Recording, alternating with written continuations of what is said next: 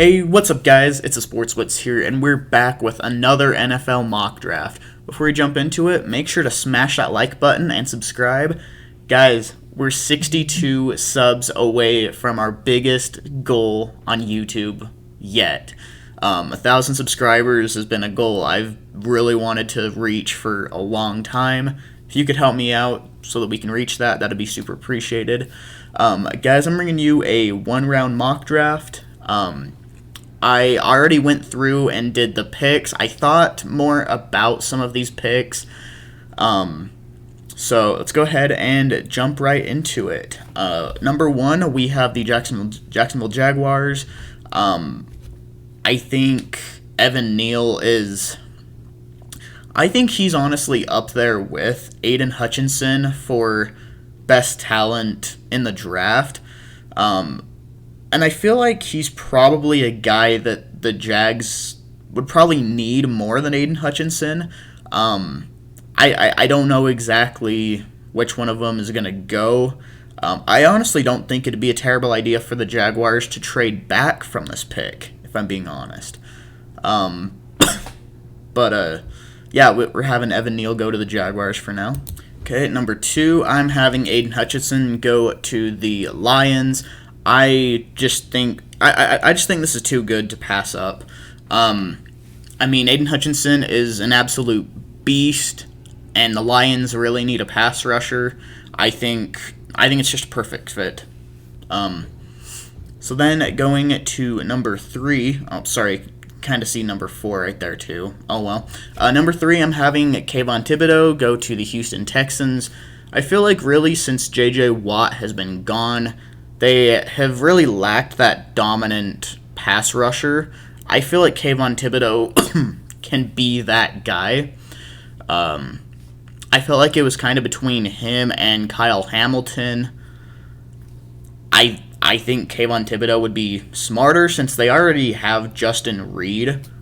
I just feel like Kayvon Thibodeaux is kind of the better prospect right now.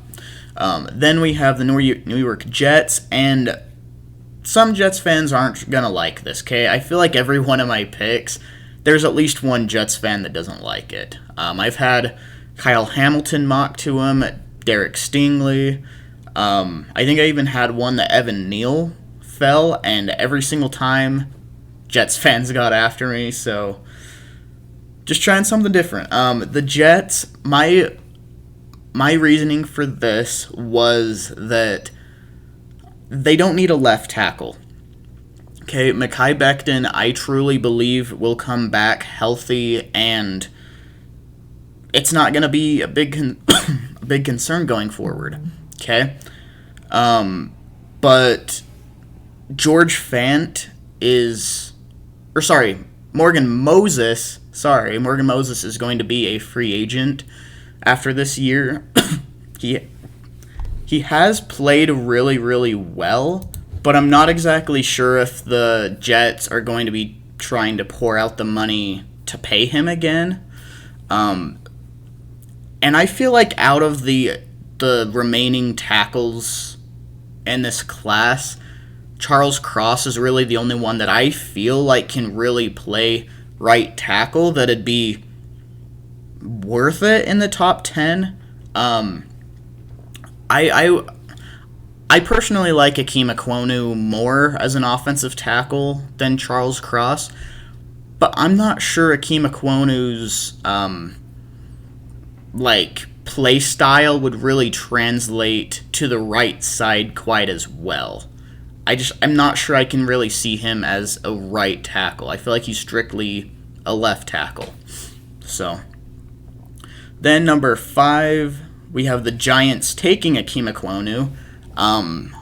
My reasoning for this is I truly feel like Andrew Thomas, even though he played great at left tackle this year, I feel like he would be able to play right tackle and put Akeem Ekwonu at left tackle.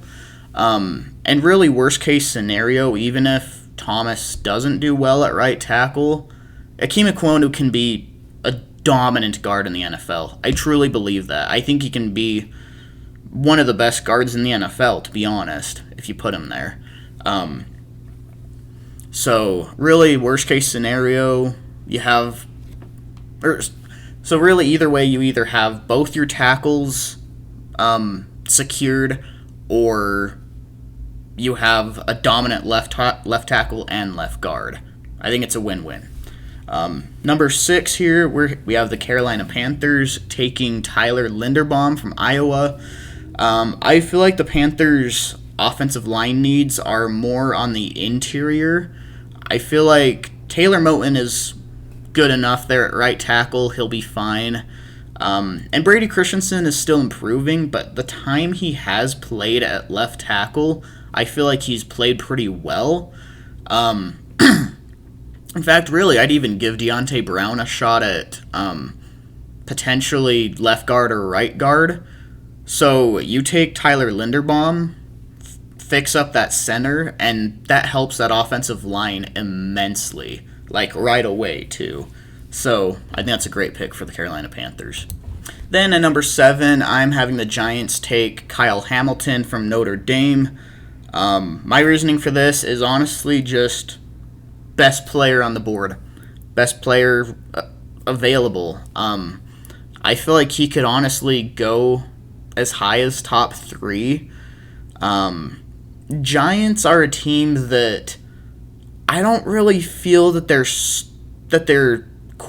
super close to taking over that division, even with a quarterback. I feel like you fix the the offensive line and get a quarterback, yeah, you're going to win a lot more games. But there's still a few holes there. I feel like taking Kyle Hamilton would take that defense to another level. But then number 8, we have you can see number 9 there as well. We have the Atlanta Falcons taking George Karlaftis. I really don't have him really that far off Kayvon Thibodeau. I think he's just an absolute beast. The Falcons have needed a pass rusher for a while now. I think he gives them exactly what they're looking for.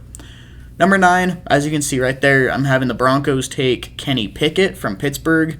Kenny Pickett is really growing into possibly my favorite quarterback in the draft.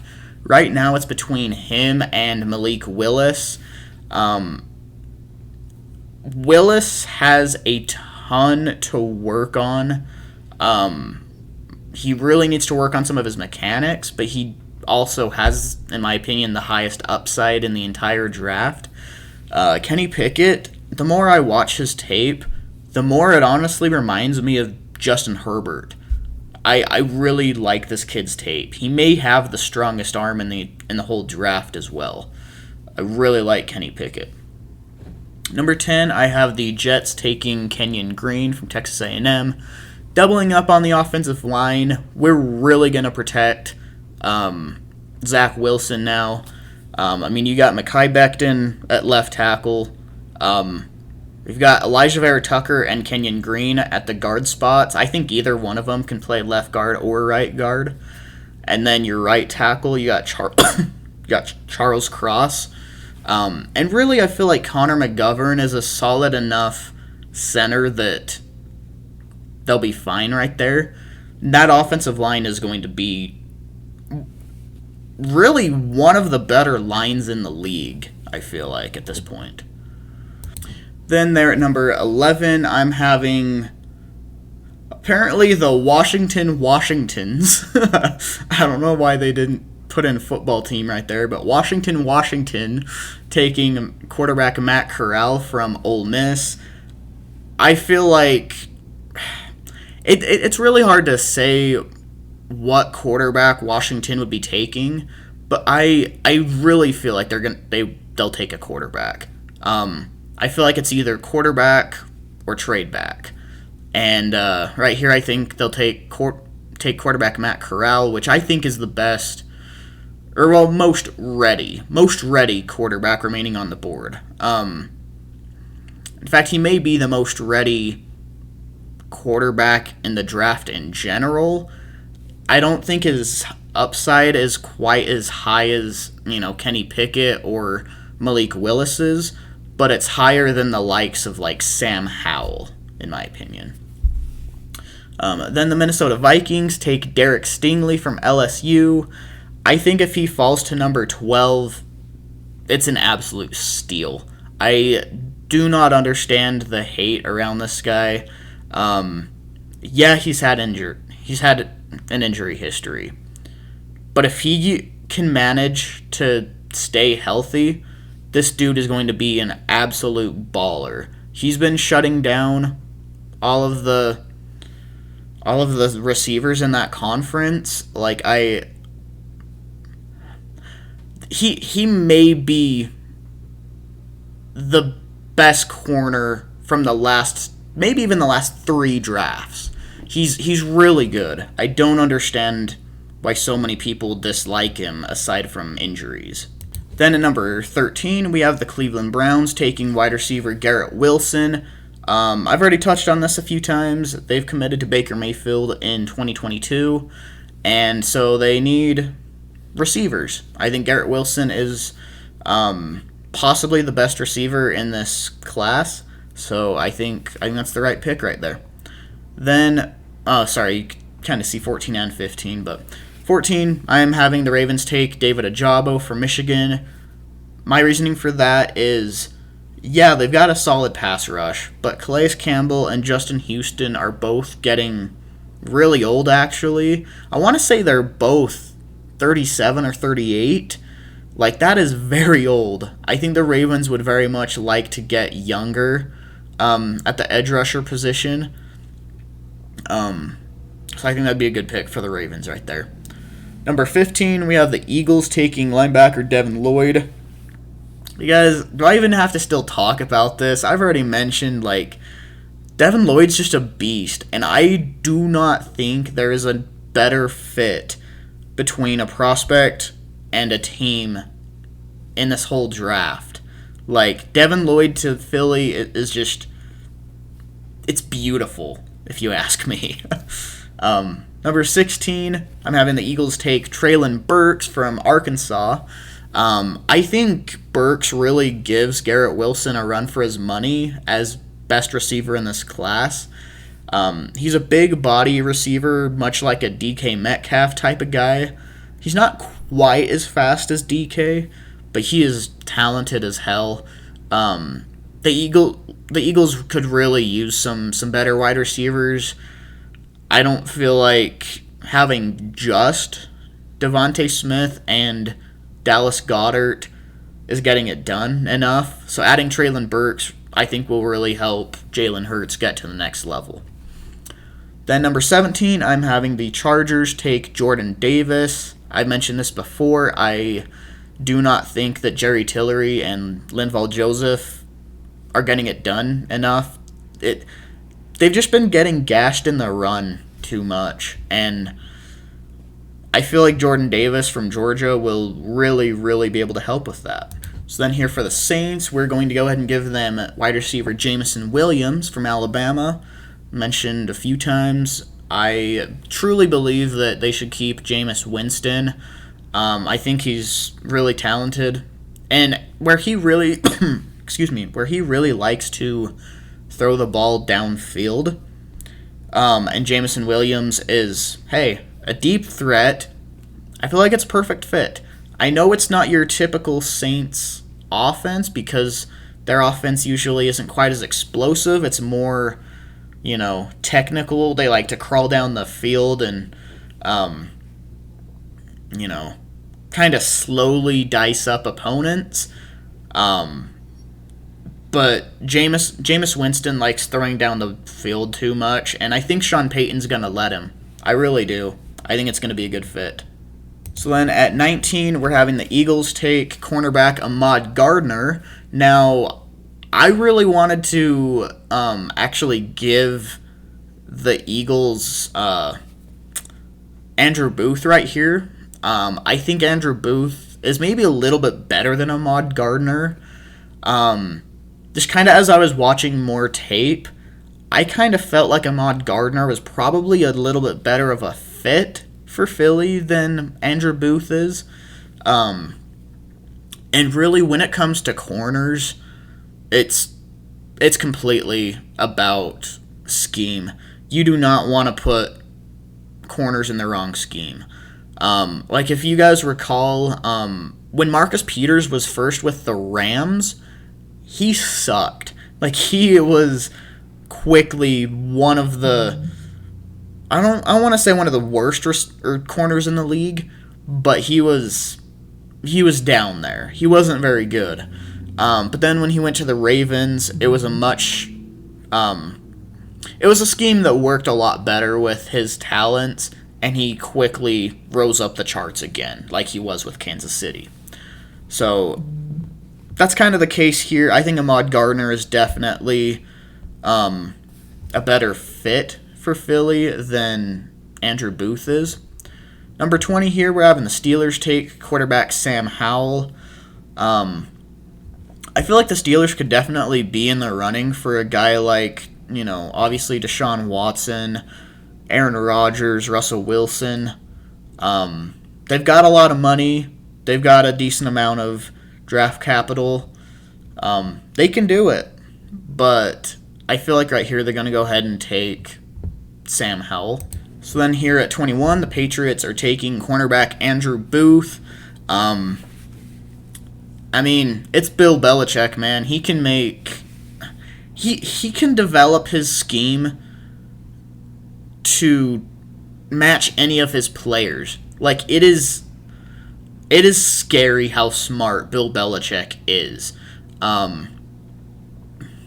I know this year there's been a couple games that the Patriots defense really got exposed, but you kind of take out this year, and the Patriots defense over the years have been incredible.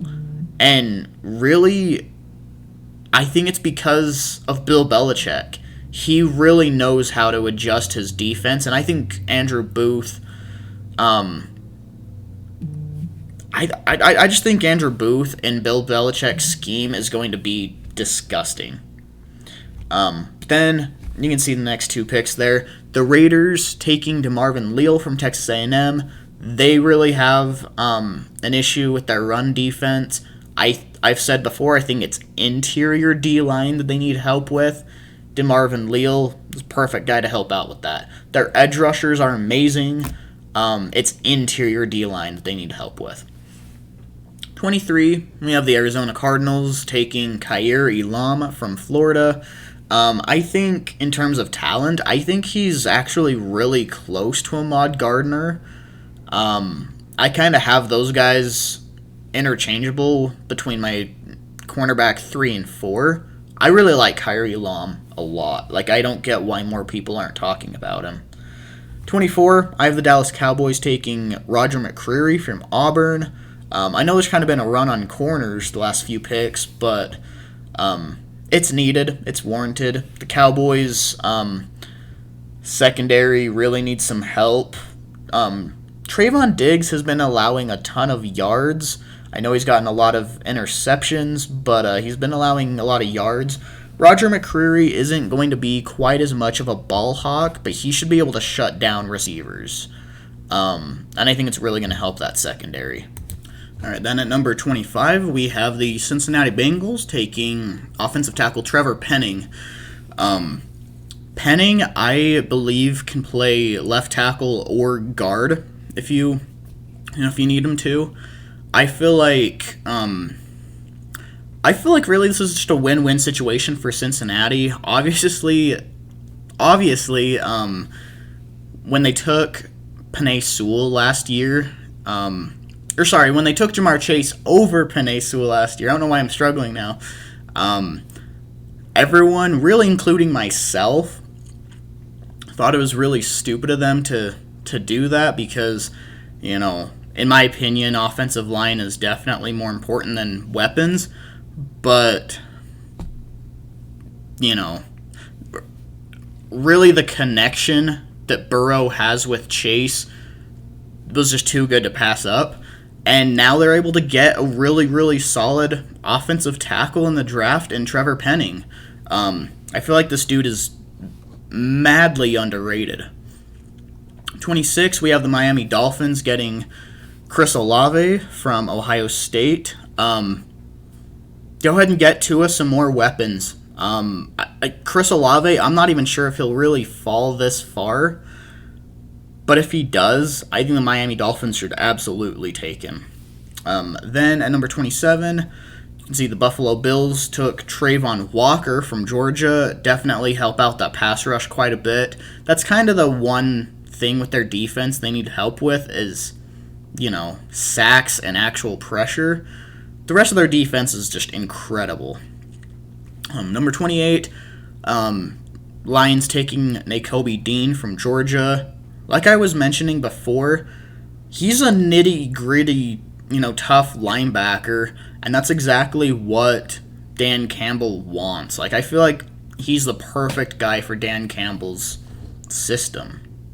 All right, and then at number 29, I'm having the Kansas City Chiefs take Daxton Hill, safety from Michigan. My reasoning for that is Daniel Sorensen has had kind of an off year, to be honest. And I feel like Daxton Hill is just a lot more of a playmaker than Daniel Sorensen and can instantly come in and replace him. Plus, the Chiefs actually run kind of a strange 3-safety system. A lot of times they have 3 safeties on the field at once.